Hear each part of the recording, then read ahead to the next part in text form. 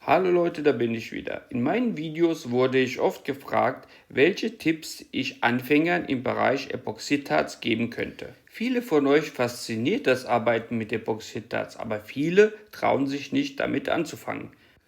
Deshalb wollte ich mal anhand von 5 Punkten erklären und erläutern, was somit das Wichtigste ist, um als Anfänger möglichst wenig Fehler zu machen und somit viel Spaß mit Epoxidharz zu haben. Das hier ist nur ein kleiner Teil meiner Arbeit mit Epoxidharz und ich hoffe, ich kann euch mit dem Video die Angst vor Epoxidharz nehmen. Bevor man mit dem Mischen von Epoxidharz beginnt, muss man einige Sicherheitsmaßnahmen beachten. Ihr solltet immer Einweghandschuhe tragen, am besten Nitrithandschuhe. Epoxidharz kann unerwünschte Hautreaktionen hervorrufen. Eine Schutzbrille sollte auch getragen werden. Beim Rühren, zum Beispiel mit dem Akkuschrauber, können Spritzer ins Auge gelangen. Und dann solltet ihr noch unbedingt eine Atemschutzmaske tragen. Auch wenn die meisten Harze lösungsmittelfrei und geruchsneutral sind, ist man immer auf der sicheren Seite. Man weiß nie, welche Gase freigesetzt werden. Das zweite, was extrem wichtig ist, ist das Mischverhältnis und die Mischdauer. Das ist beim Gießen unbedingt einzuhalten. In den meisten Fällen ist das Verhältnis 2:1. Das bedeutet 2 Teile Epoxidharz und 1 Teil Härter. Sind die 2 Komponenten richtig zusammengefügt worden, muss gründlich gerührt werden. Das Umrühren sollte man nicht auf die leichte Schulter nehmen. Wenn man nicht gründlich umrührt, also mindestens 3 Minuten, versaut ihr unter Umständen das ganze Projekt. Wie vorhin erwähnt, ist das Mischungsverhältnis ein extrem wichtiger Faktor beim Epoxidharzgießen. Ich benutze für kleine Arbeiten diese kleine Waage, die geht bis 200 Gramm und für die größeren Arbeiten die größere Waage, die misst bis 2000 Gramm. Und jetzt zum Punkt 3. Es ist extrem wichtig, mit sauberem, trockenem Material zu arbeiten. Als Mischbecher benutze ich solche Trinkbecher. Für größere Arbeiten kann man auch PET-Wasserflaschen zuschneiden, die müssen jedoch sauber und trocken sein. Und hat man wie jetzt an diesem Beispiel die gewünschte Menge an Epoxidharz und Härter zusammen, muss man das Ganze gut umrühren. Bei kleinen Mengen kann man zum Beispiel solche Mischstäbchen benutzen.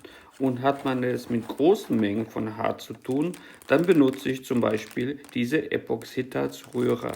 Die spannt man in einen Akkuschrauber und kann gründlich umrühren. Das Epoxidharz sollte so lange gerührt werden, bis die Masse wieder durchsichtig ist. Und sollte man größere Massen gießen, sollte man nach dem ersten Umrühren das Ganze in einen neuen Behälter umschütten und das Ganze dann nochmal gründlich umrühren. Der nächste ist der Punkt 4, die Umgebungstemperatur. Epoxidharze sollten bei einer Materialtemperatur von 20 bis 25 Grad verarbeitet und gegossen werden. Die Aushärtezeit ist von der Umgebungstemperatur natürlich stark abhängig. Ich habe auch schon im Keller im Winter meine Projekte gegossen und mich dann gewundert, warum nichts trocken wird. Die Aushärtung kann sich bei kalten Temperaturen um das 3- bis 4-fache verlängern. Der 5. Punkt ist die Gießform und die Gießhöhe. Man kann sich die verschiedenen Gießformen hier zum Beispiel aus Silikon im Internet kaufen oder wie hier zum Beispiel in diesem Video selber bauen. Epoxidharz ist fast so flüssig wie Wasser. Deshalb ist es extrem wichtig, dass die gebaute Form auch 100% dicht ist. Glaubt mir, ihr wollt nicht ausgelaufenes Harz wieder von irgendwo entfernen. Wie man sehen kann, habe ich die ganze Form mit Heißkleber und später dann nochmal mit Silikon verklebt. Das Harz hat noch einen kleinen Nachteil. Es verbindet sich mit fast allen Materialien, die nicht glatt sind und lässt sich nicht mehr trennen. Um das zu verhindern, kann man solch ein Klebeband benutzen. Hat man zum Beispiel eine Gießform aus Holz, kann man mit diesem Klebeband die Seiten der Gießform mit dem Klebeband abkleben und somit später die Form vom Epoxidharz lösen. Hier habe ich zum Beispiel an einer Baumscheibe das Loch in der Mitte mit dem Klebeband zugeklebt, die Baumscheibe dann umgedreht und den Inhalt dann mit Epoxidharz gefüllt.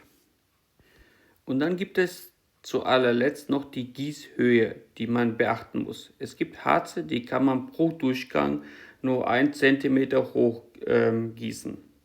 Dann muss man warten, bis das Harz trocknet, und dann kann man den nächsten Gießvorgang starten. Es gibt welche mit 3 cm, mit 5 cm und auch welche mit 10 cm Gießhöhe. Man muss wissen, was für ein Projekt man machen möchte und wie hoch man gießen will. Wenn man sich nicht daran hält, kann das Harz beim Trocknen zu heiß werden und auskochen und das Projekt ist zerstört. Ja, Freunde, das war es auch schon. Ich werde euch das ganze gezeigte Material in der Videobeschreibung verlinken. Ich hoffe, ich konnte euch einen kleinen Einblick geben und würde mich über Kommentare, einen Daumen nach oben und natürlich über ein kostenloses Abo freuen. Danke und bis zum nächsten Mal. Ciao. Und hier nochmal einige von mir selbst gebaute Gießformen und Gießvorgänge. Viel Spaß!